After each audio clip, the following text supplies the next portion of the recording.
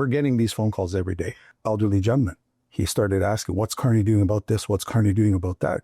And I told him, this is what was said in Parliament. And we went through it, and he said, I think I made a mistake.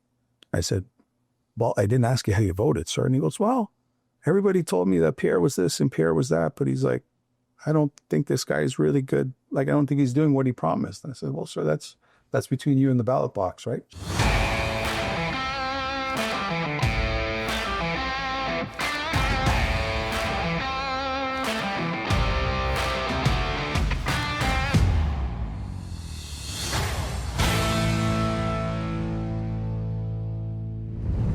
Welcome back to Northern Perspective, everybody. We are very, very thrilled to have this person on our show today. We've been hoping to get them on actually since the election, and due to scheduling and everything in between, it just didn't happen. But we are thrilled to have him on the show because he is our brand new member of Parliament. He stole the riding away from Chad Collins in Hamilton East Stony Creek.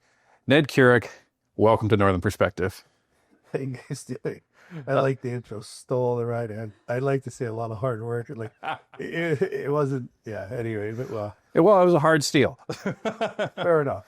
Well, in the minds of the pollsters, you stole it because you guys had less than 1% chance of actually winning this riding on election day, and you snuck that out. Yeah, that was kind of the cherry on top, as they say. So 388 did a podcast where I caught a clip of it. So one of our volunteers sent it, and they had said, it's like, oh, I got one riding wrong, and that was Hamilton East Stony Creek. They gave us a 1% chance. Now, I mean, people who understand politics and look at it a little deeper know that those aggregated polls aren't necessarily right, but nevertheless, they gave us a 1% chance, so we won.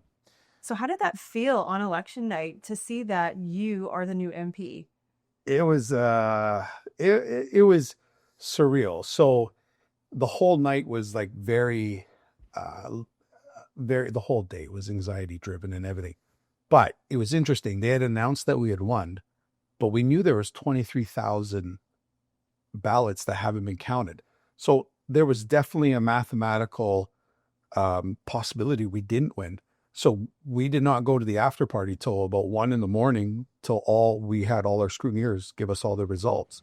I was not going to jinx myself. I'm a little bit superstitious. So I waited till every vote was in. Then I was like, yes, we won.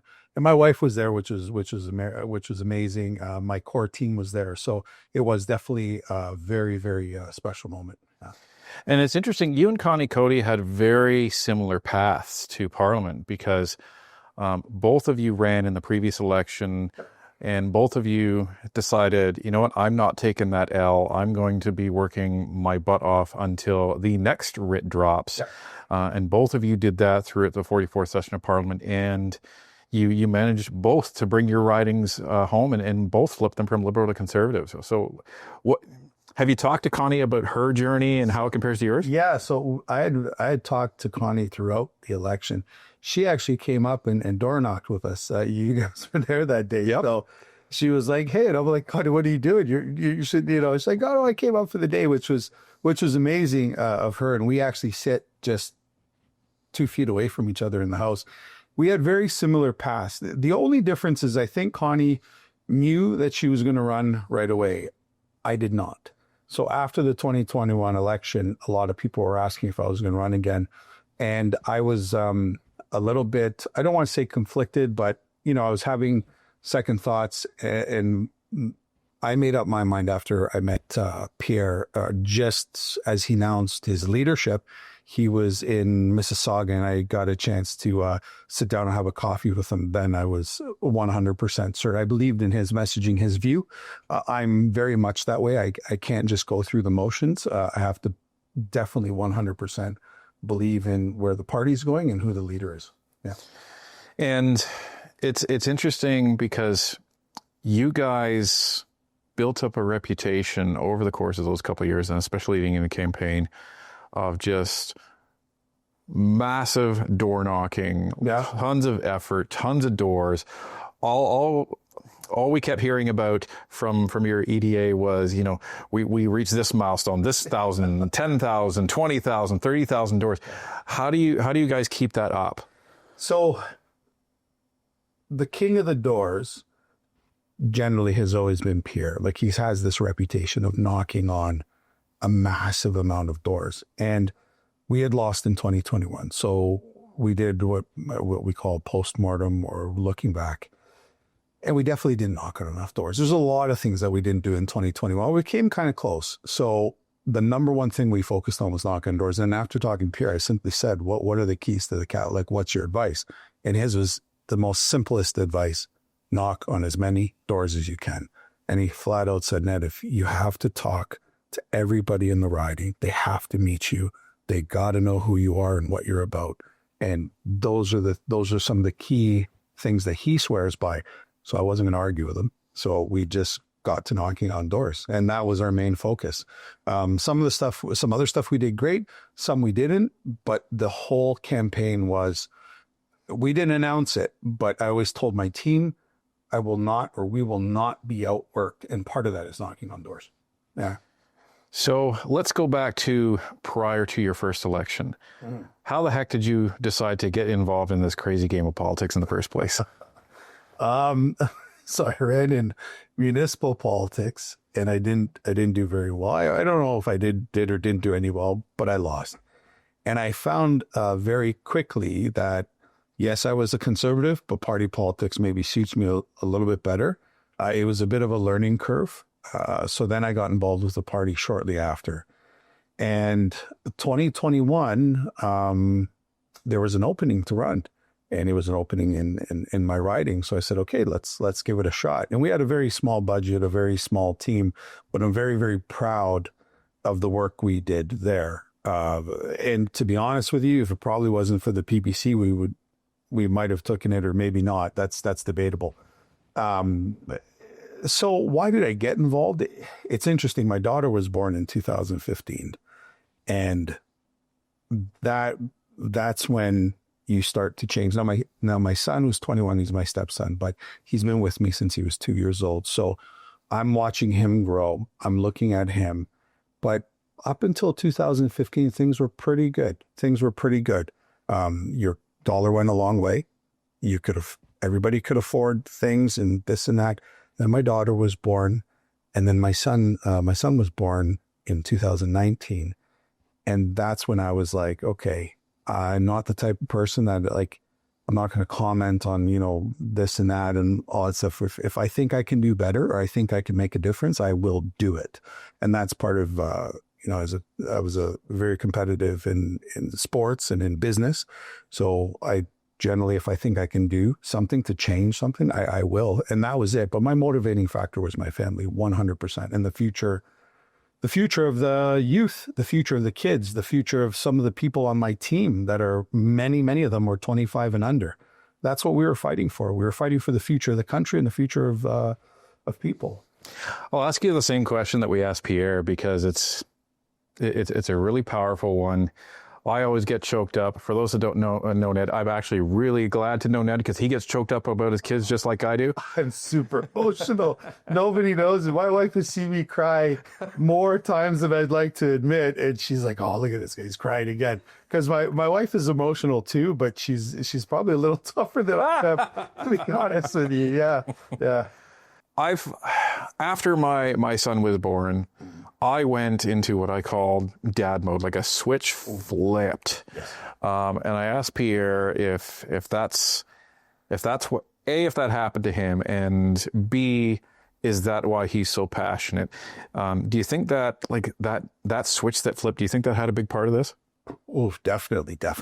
So it flipped for me very quickly. So, like I said, my stepson was with me since he was 2. So me and my wife were raising him and doing that kind of stuff. But we never went through, we were young too, right? And I think it's age too. Yeah, I think it's age too, right? So in my 20s and early 30s, I was still trying to, do what I wanted to do in business and stuff. And then right when I hit late 30s, a whole bunch of things changed, but that definitely was it. But with my 21-year-old, I never thought his future was in jeopardy. That was the difference. I never thought his future was in jeopardy. till my son and daughter were born, then everything started changing. And then even his future got me worried as well. So dad mode 100%. The most productive years I ever had in business was right when my two youngest, right when my daughter, I was like, oh my God. And I just started frantically working 18 hours a day. And that is the massive motivating factor for my journey in politics, 100%. Yeah, and it was similar to the reason why we started the channel as well, because we saw just the state of Canada, the state of the world, how young boys were starting to be demonized. And I think all dads go through this. For some reason, we all immediately fast forward 20 years in our child's life that was just born and imagine the world Correct. in its current state. And if, I didn't like what that was going to be, and I didn't want to be able to turn around when he was 20 and say, I didn't do anything to make it better. 100%. So it's just interesting that a lot of people just share this drive, and that's where the motivating factor comes from. And it's literally our children, our future. You guys are much like me. So growing up, especially in my culture, family is first in everything, and then is faith. So that's just the way we're wired. My parents did everything for us, and I will do everything for my children, as many other people do as well. So I think that's a very natural feeling that we have. And I'm having a hard time describing it, even though I've tried to describe it many times. It's just a feeling. And right around that 2018, 19, especially I was in the mortgage business, and we could always tell what's up ahead financially for the country and where things were going to go. And I just remember feeling like this isn't going right. And that's when I think 2017, 18 is when things started to turn. And I'm talking financially. Now, I do agree with you. Like, we were at a point in the same time where that Liberal government under Trudeau was teaching us to hate Canada and being Canadian. And that was a whole other thing. That's a whole different thing that you're like, wait a second, my parents came here in 67. Thank God they did. This is the best country on the planet. How dare you make us feel bad for being Canadian? It didn't make any sense. Like, my wife's mother came from Vietnam, and I'm 100% positive she thanks God every day that she's a Canadian, right? So these are the stories of Canadians. And with with the prospect of where Canada was going financially during that time, and that whole few years of tearing down statues and just being ashamed of being a Canadian, no, that was it. That I feel exactly the way you felt, and that was it for me. And I said, no, I have to get involved here. And I don't think that some politicians understood that. And I'm not going to say who, but I met lots of politicians, as you did too, right? So if you see our class of our new class of the 45th Parliament, we have 45 new MPs on the Conservative side, and we are extremely dynamic. And that is because we went through those times. And like you said, your channel wouldn't have been born if you didn't feel the same way also. 100%. Yeah. 100%. And as you think about, or as you thought about what you were going to bring to Parliament, were you hoping to bring, something a little different? Were you hoping to bring, is there something about Ned that you wanted to really insert into Parliament? Yeah, I wanted, and this sounds kind of silly, but if you've noticed, whenever I speak, I always reference Hamilton and I reference the riding. I truly, truly, truly believe that we are there. We are there because we are the voice of the people we represent. And I will hold that near and dear. And there's some people who don't agree with conservatives, and that's fine. But my duty is to represent them. So I got up in Parliament and talked about the long wire plant that got closed. And I believe I was the only one that got up. And because so we saw that press release come through, and I said to the whip, I said, I got to speak. They said, yeah, no problem, speak on it. And they gave me the chance, and I spoke about it because I got a call from a gentleman named Gordon Hamilton, I believe. And he called me about his daughter. And he said, my daughter's out of work. And he said, what's happening with the tariff relief? Is my daughter going to get some money? And I we all know that there was no tariffs. But I said, you know what? It's a great question. I'll ask Carney. And I was able to ask during question period. Now, I don't think Carney was there, so somebody else answered the question. But that's the core belief of what the job is. And that's what I hold near and dear. Now, what do I want to bring extra? I understand a lot of things, and I'm very glad that they put me on public accounts on that committee. I'm very fortunate to be on that committee. So I have no problem. I have no problem asking tough questions. It'll take me a while to feel comfortable, obviously, because I'm new, but I have no problem doing that. And I have no problem holding the government to account. What was it like being in the House of Commons as an MP for the first time? It's overwhelming. When you go through that curtain and you finally sit down, it was overwhelming. It was such a powerful emotion because first and foremost, it's an honor to be there. And it's just a feeling that is kind of undescribable. It does not compare, well, obviously doesn't compare to like children being born or a wedding. Those are separate feelings. But just the sense of honor and duty and understanding why the people of your riding elected you. So everything comes into perspective very quickly. So you kind of think you know what the job is about. We were campaigning for 2 years, so we're still in campaign mode. And then you sit down and you're like, okay, now this is go time, right? This is the show. We're here. And it's a very powerful feeling, and it's very undescribable. But it comes with its own set of responsibilities and duties, and that means you have to show up to the House every day, and you have to represent your riding. Did it feel like a job? Because for the average Canadian, you look on the listing, you say, hey, that looks like a neat job. You hand in your resume, they interview you, and then they say you're hired and you go to work. Your interview lasted almost 4 years. Yeah. So when you finally arrived for work, did it feel like a new job or did it feel like something completely different? No, it doesn't. It still to this day doesn't feel like a job because when you're in campaign mode, you obviously have to get bit by the political bug one way or the other. And I mean that in the sense that you have to be activated towards politics. But if it is a passion, I don't mean politics, yes, but campaigning didn't feel hard after a while. It just felt like this is what we have to do every day.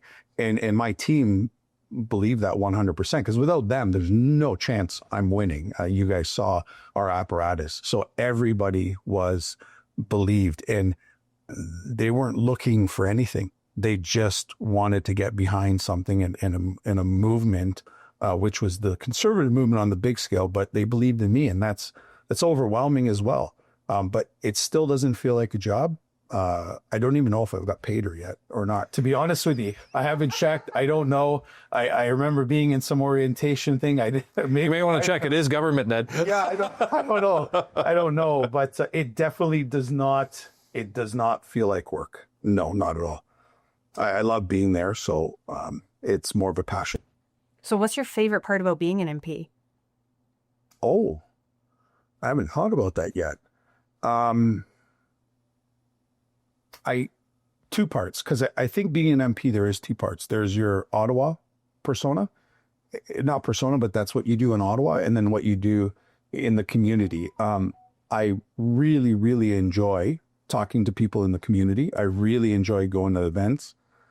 Yesterday, we were able to go and give a certificate to former MP Duncan Beattie, who is 96 years old, who served under Diefenbaker. I saw that on your Facebook. That's fantastic. That is amazing. That's a bucket list thing. Yeah, and there's another gentleman we were able to give 100. He was turned 100 at the Legion, the local Legion. We've met so many groups, so many businesses. That part I do enjoy the most, but I will say in Ottawa, I do like preparing for a question and asking hard questions. So imagine that you're a political critic like I am, like I was, like everybody is, and you're able to shoot a question on Facebook. You're able to go to a live debate. You're able to do whatever. You could debate a politician at the door.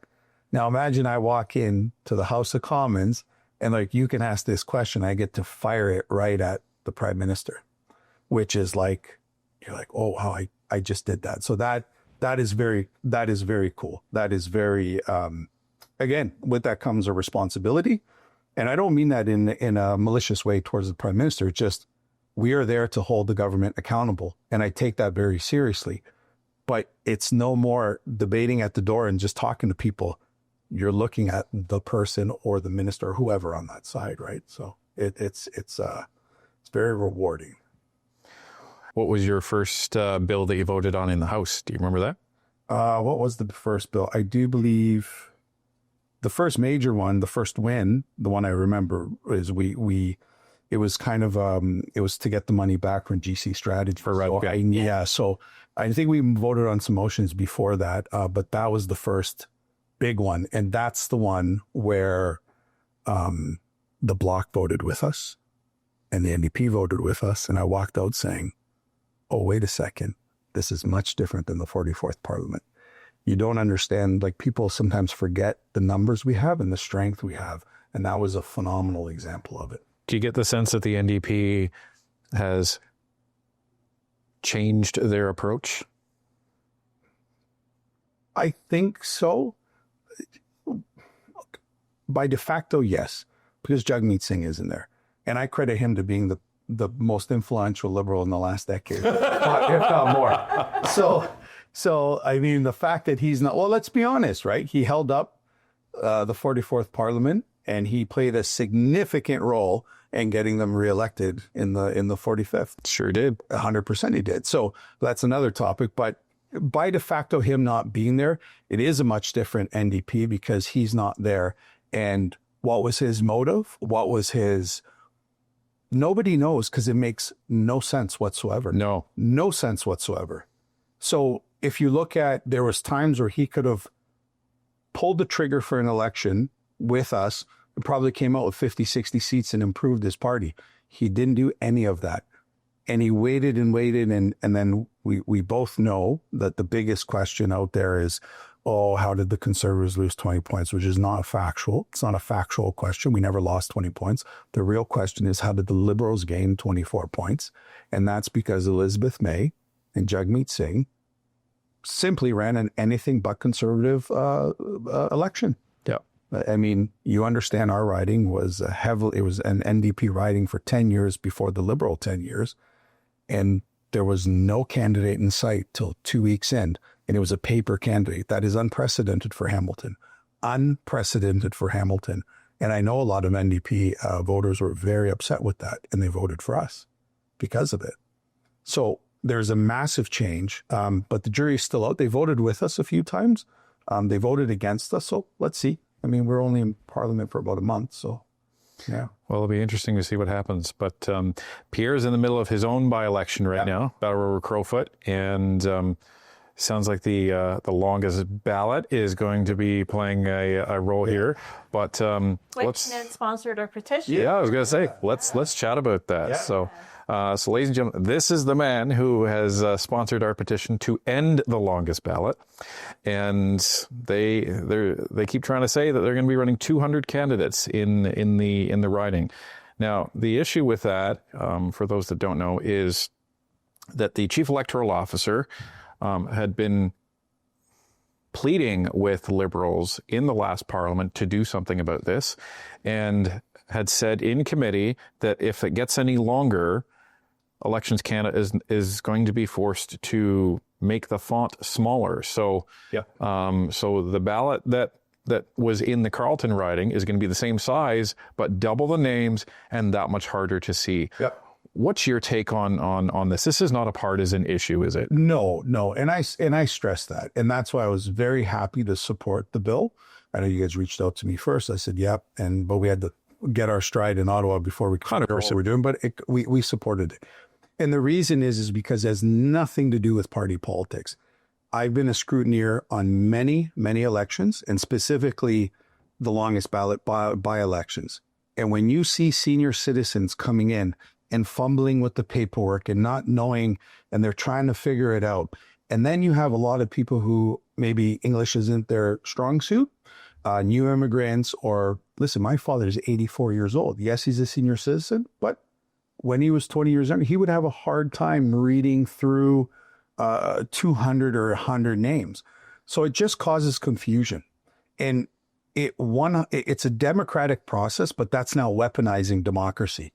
And it's a cheeky way of doing things, but I don't appreciate it because I've been on the ground and I've seen the confusion it causes. In this country, Canadians should have a clear path to vote for whoever they want, whatever candidate they want. They should have a clear path to do that, unobstructed.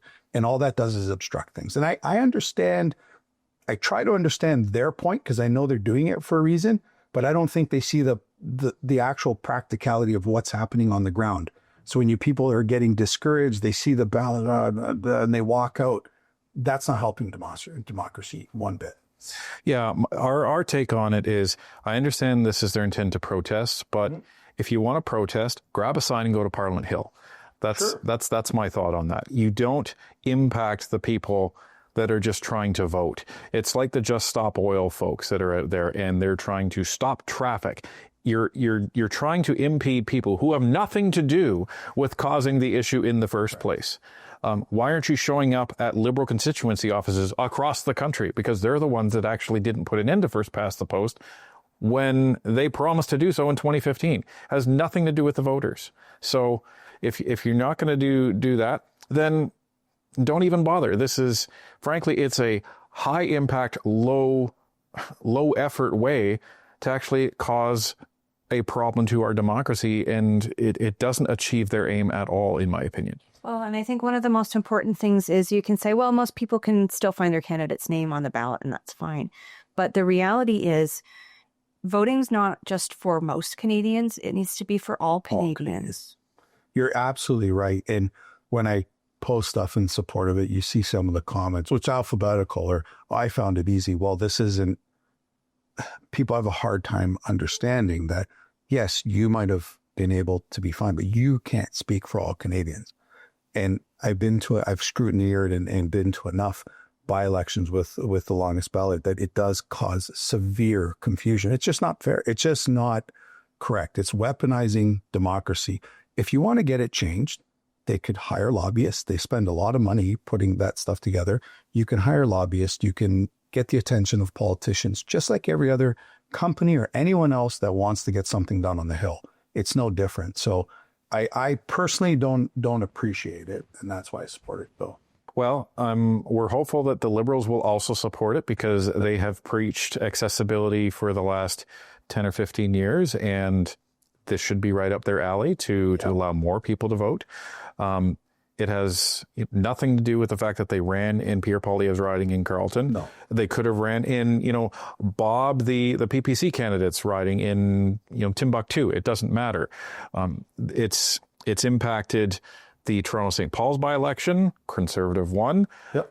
It impacted the LaSalle Armagh Verdun riding, Bloc won, and it impacted the Carleton riding and a Liberal one. And there was riding or elections before that. The issue is because they keep getting bigger, it creates more and more of an impact. So we're hopeful that it turns into a motion and then it can turn into some easy legislation, easy electoral reform, and hopefully it can allow all Canadians to vote in any future elections. So fingers crossed. I agree. And the one thing I want to say is most people think that I'm supporting the bill or you're supported because it's like a concern. It's not. It doesn't favor any opponents either. So even if a Liberal NDP or a Bloc of whoever came in, it just causes a lot of confusion. And I've seen lots of people walk away not knowing who they're going to vote for. They just kind of walk away. I'm not dealing with this, or they fumble around with it a little bit. And they try to ask Elections Canada people what to do. And they're not allowed to. They can help, but they can only help to a certain amount, or they don't want to be caught influencing a vote. The people just give up, or they understand, or people hear about it and then they don't come later at night because they're like, oh my God, what was this? It was so difficult. They don't, my father wouldn't be able to fill out a longest ballot vote. That's it right there. And that's why it hits home for me. He's 84. He wouldn't be able to find the name or fill out that ballot. He wouldn't necessarily understand it. He could vote, but under his medical conditions and some of the stuff he's going through, it would be too extremely difficult. And you would probably say, I don't want to deal with this. So what do you hope As a member of Parliament, what do you hope you'll be able to look back on this parliamentary session and say, I got that done? I think that work will come in the public accounts, the Committee of Public Accounts. I think we're going to get into some stuff that would be very interesting. I can't wait to see what we have coming to us in September. So I was able to sit in on, well, I was part of the committee, but one meeting we had and we got to question the Attorney General, and I picked all my questions on GC strategies because that is just a small window of how terrible the 44th Parliament was and how terrible most of the ministers and everybody in the current Parliament is. You have a company that was given an exorbitant amount of money that had no oversight, no checks, no balance, and that's coming from the Auditor General. So this isn't something that conservatives are making up. She did her own report, and we read the report, and she was able to verify my questions. I was able to ask her questions to that committee, and I wasn't, most people think, oh, you fire at her and this. No. I just wanted her to verify all her findings. No checks and balances. It was mismanagement right from the beginning. And why I find that very gratifying is because like 2 days before I was in the House and I gave a 10-minute speech on GC strategies.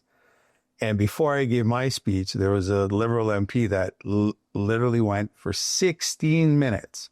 And I had to sit there and listen for 16 minutes, pass the buck and blame everybody but the Liberals. I think he blamed Pierre, the Conservatives. I think he even referenced Harper. He referenced everybody, staffers. He threw his own staffers under the bus. Everybody he could think of to throw under the bus. And there's a small clip of me really getting like very impatient because by the time I'm able to speak, I'm sitting there going, man, like, what are you talking about? And I think I got in a little bit of trouble because I kind of forewent some parliamentary procedure. You went off script. I was off script. I'm like, man, what are you talking about? I have to listen to you for 16 minutes. Like, how could you even construct a speech to pass the blame for 16 minutes? And then then the Auditor General, we were into the committee. I was like, great.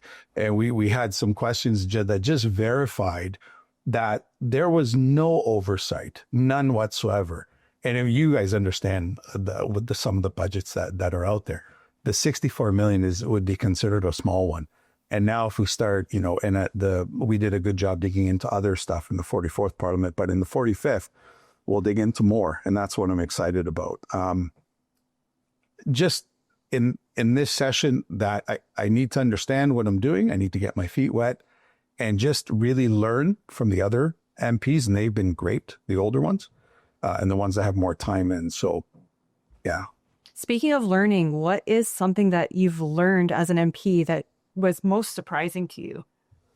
Oh, something that was most surprising to me. I'm not a public speaker, right?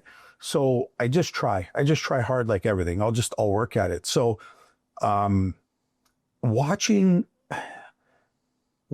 how good some of the MPs are, our caucuses, it's different when you see it on TV, and then it's different when you see them prep.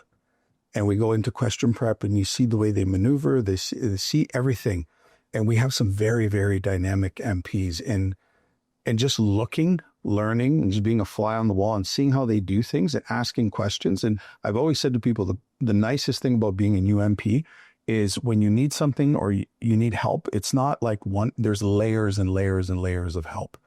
People are like falling over themselves to help us, and the encouragement that we're getting. I think it was, it was MP Leslie Lewis and Dan Muse. So all of us rookies were able to speak in the House, and they were like, man, you guys are so lucky. We didn't speak for like the first 6 months, right? And I was like, what do you mean? Like, we're firing questions every couple of days. And I'm like, man, this is, like she said, this is amazing. But we had to sit silent for 6 months. And I don't understand that difference, but they do. But I guess it's a big thing. And now I'm starting to appreciate that a lot of MPs were allowed to speak and get questions and get integrated in parliamentary procedure. So that's been kind of good. So our learning curve is, I think, a little bit short than previous generations or parliaments. Yeah, we noticed that actually, and we commented on the fact that so many new MPs were speaking, and we had our theories about that, and I think they're right, but we won't go into them here. But it's going to be interesting, and I think you're right. There's going to be a lot to dig into. Fortunately, unfortunately, depending on how you look at it, Mark Carney and the Liberals are going to be giving a lot of ammunition to the Conservatives to dig into this fall. This $92 billion deficit that the CD Howe Institute is projecting, the fact that they just announced that it looks like they've asked all departments to issue cuts. We all know in business that usually means payroll, and that was forecasted by some other economists, up to 21% of the workforce. It's just lie upon lie upon lie, and all these lies are coming home to roost, and it seems to be all zeroing in on the fall session. I think you're absolutely right. I think we're going to see, we still have some months of the summer to go, and let's put this on the table. We should be in Parliament right now. Yep. Absolutely. I thought this was a crisis. Bingo. Bingo. So Carney campaigned that he's a great crisis manager. They campaigned that it is a crisis, but Parliament rose. All the Conservatives were ready to work through the summer. And that's what we campaigned on. That's what we signed out for. And I prefer to get these trade deals done in a lot of things done, because that is a massive issue. There's a whole bunch of uncertainty. And I do believe Carney's on vacation currently right now. I read some headlines that he's on vacation or this and that. I went to Calgary and got booed out of the stadium. So yeah. So we're in a crisis. He's a self-proclaimed crisis, the best in the business to managing crises, and we're not in Parliament.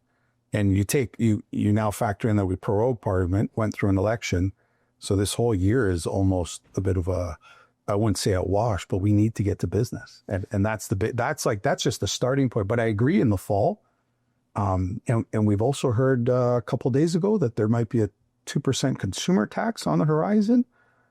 That's scary.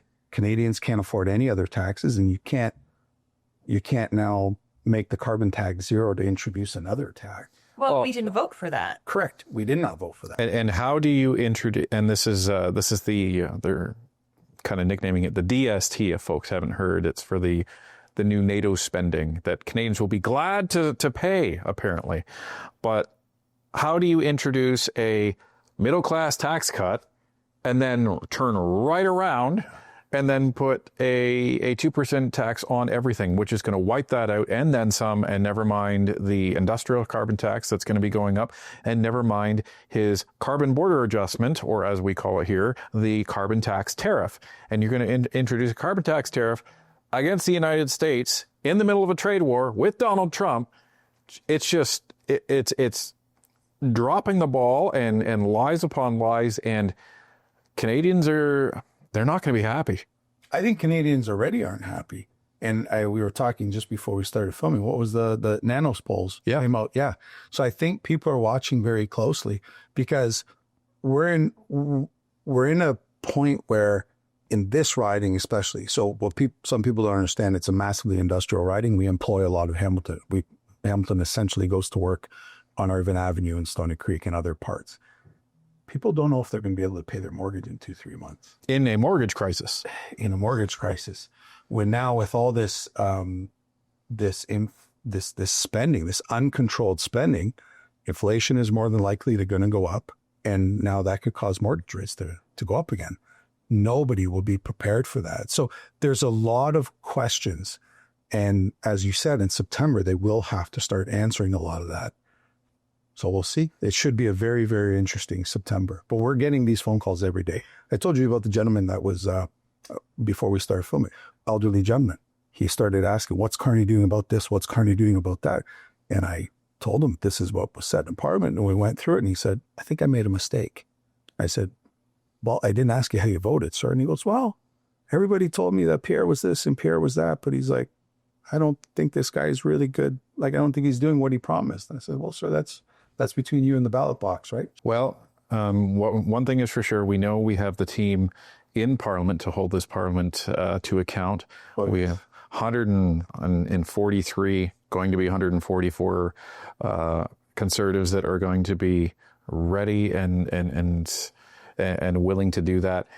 And it sounds like, and from what we've seen, it sounds like we have a actual opposition this time instead of a coalition government. So it should make things very interesting in the fall, and we will be watching with a great interest. So, Mr. Kuruc, thank you very much for coming on Northern Perspective. No, thank you guys very much. And I want to say thank you for all your help on my campaign.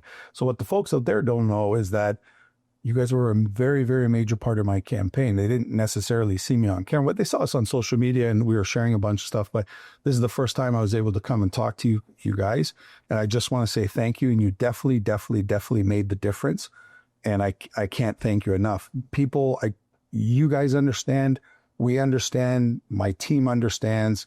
But I don't think everybody understands the kind of battle that we took on and we won. And it 100% wasn't all me. You folks know that. We had hundreds of volunteers, and I had a core group of people, which you were a part of, that were with me and believed in me for years, not months, years. So thank you very much. It was a pleasure to be a part of it, and we have to give credit to the gentleman that was on here before, Jonathan, who is a heck of a campaign manager. So Yeah, he was. He's a great campaign manager, and we had a lot of other folks on that campaign, and a lot of them now work for me. And they are some of the brightest, best minds. Jonathan, Connor, Austin, Hayden Lawrence, who ran in Hamilton Center, a young fellow by the name of Logan. Logan, yes. Yeah, he's dynamic and probably a future politician with Hayden and a few others. So I keep a very, very young and hungry and amazing team around me.